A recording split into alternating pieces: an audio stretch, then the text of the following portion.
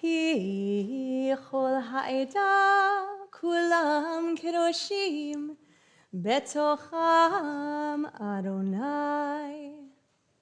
For all the community are holy, all of them, and the eternal is in their midst.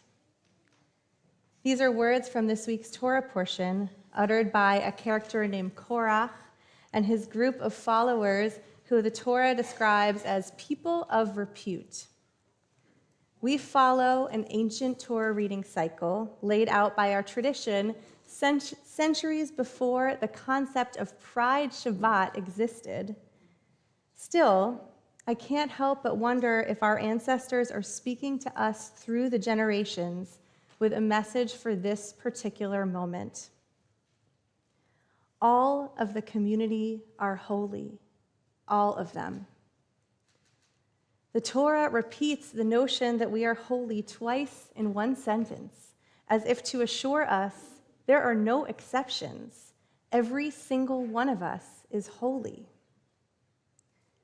There was a time when I thought for sure that I was the exception. 15 years and many lifetimes ago, I was a second-year cantorial student at HUC, the graduate seminary that trains Reform rabbis and cantors. There, I met Alana, who had been assigned as my guitar teacher.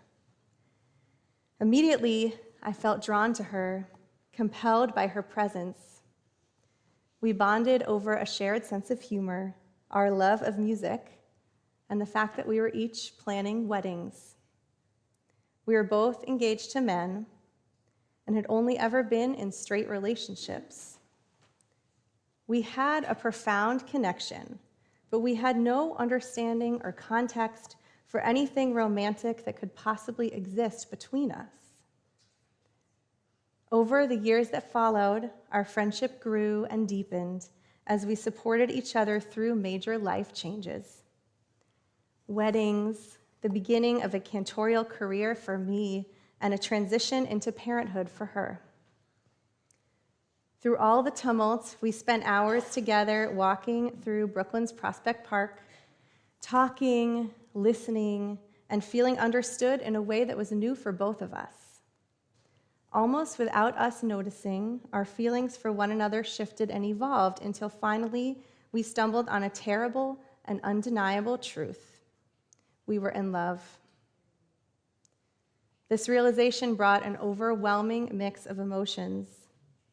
On the one hand, I was in love. If you've ever been in love, you know how it can burst your heart open and rearrange your cells. I started seeing colors more brightly. I was filled with an expansive, almost invincible type of joy. I couldn't stop smiling. And yet, the exhilaration was mixed with a searing fear and a deep ache. Ours felt like an impossible love. I couldn't see a way forward. Never in a million years did I imagine myself as a divorced person, and I certainly never considered that I could be a queer person either. I couldn't reconcile all these seemingly disparate parts of myself. I was a full-time cantor at a prominent congregation in Manhattan, but how could I be a spiritual leader now? What did I know about marriage, about love, about anything? I had been so sure of where my life was headed, but what I had thought was solid ground had crumbled beneath my feet. I was certain that I could never again be whole if I accepted these other identities.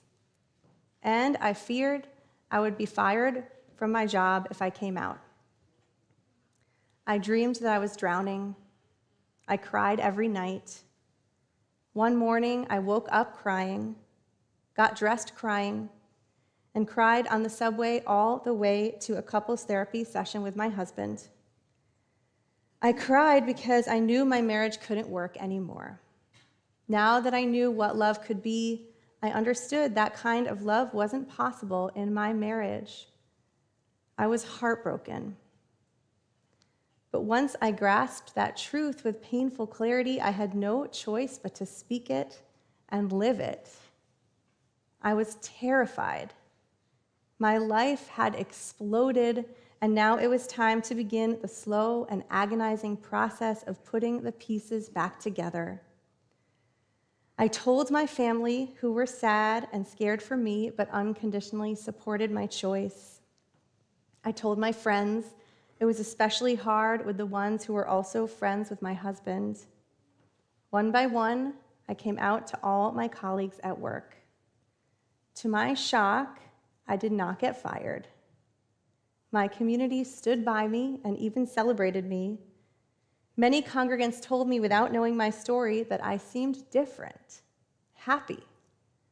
I didn't realize I had seemed sad before. They reported that my singing voice sounded deeper and fuller. I didn't realize it hadn't always sounded that way. It was the proverbial best of times and worst of times. Somehow, with great effort, courage, and patience, we moved through to the other side and brought our families and communities along with us. In 2017, we got married. Today, we have 2 beautiful children together. We are an LGBTQ family, and yes, I am so proud of us. I marvel at how I never could have imagined this life for myself, and I'm glad that I couldn't, because it is better than anything I could have imagined. All the community are holy, all of them, and God is in their midst. Now I understand the truth of these ancient words.